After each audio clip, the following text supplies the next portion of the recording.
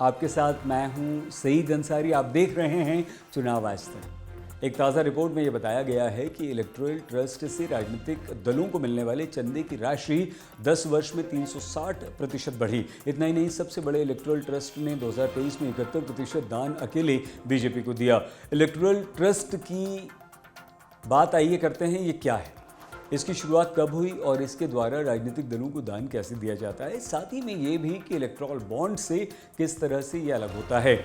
चुनावी बॉन्ड ने electoral trust को भले ही किनारे कर दिया हो, पर अब वो भी राजनीतिक दलों को अच्छा फंड दे रहे हैं।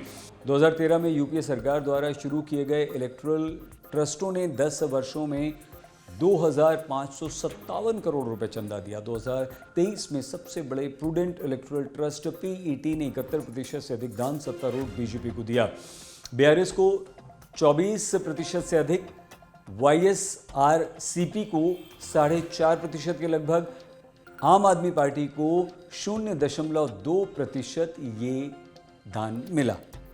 कांग्रेस को इस वर्ष कोई दान नहीं मिला। वहीं 2022 में इलेक्टोरल ट्रस्टों ने बीजेपी को 72.4%, कांग्रेस को 3.6% दान दिया। इलेक्टोरल ट्रस्ट से दान की राशि 10 वर्ष में 360% बढ़ी। अकेले पीईटी ने कुल राशि का 88% दिया। इस ट्रस्ट ने 1,686 करोड़ रुपए से अधिक बीजेपी को दिए। 13 जनवरी 2013 को इलेक्टोरल ट्रस्ट स्कीम लाई गई थी। इसमें कंपनीज एक्ट 1965 के सेक्शन 25 के तहत रजिस्टर्ड कंपनी इलेक्टोरल ट्रस्ट बना सकती हैं और कोई भी कंपनी या व्यक्ति इसके द्वारा राष्ट्रीय या स्थानीय राजनीतिक दलों को फंड डोनेट करता है। इलेक्टोरल ट्रस्ट के द्वारा इकट्ठा की गई रकम का 95% हिस्सा हर वित्तीय वर्ष में राजनीतिक दलों को डोनेट करना जरूरी होता है।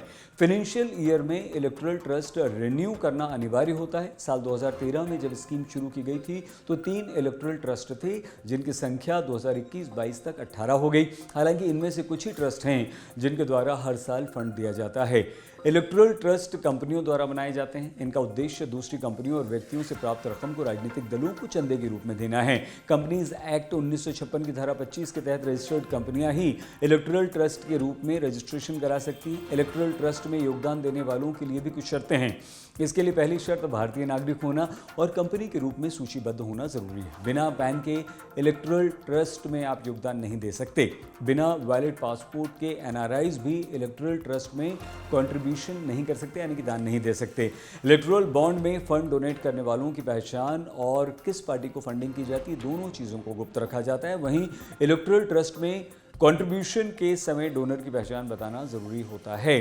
किसी विशेष ट्रस्ट के लिए एक डोनर होता है जिससे पता चल जाता है कि किसने किसको फंड दिया। हालांकि इसमें विभिन्न कंट्रीब्यूटर्स हों तो ये पता करना मुश्किल होता है कि किसने किसे कितना फंड दिया। इलेक्टोरल ट्रस्ट में डोनर की गोपनीयता नहीं रखी जाती, इसलिए लोगों ने इलेक्टोरल ट्रस्ट के द्वारा भुगतान करना अधिक पसंद नहीं किया।